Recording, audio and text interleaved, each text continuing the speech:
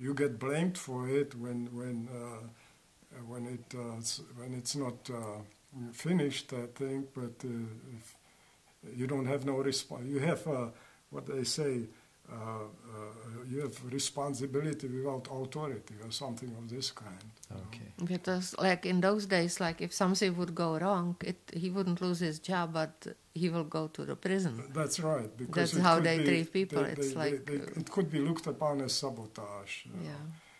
And so it was tricky. People just all those my colleagues over there. You could see the attitude. Everybody was staying away from it, because the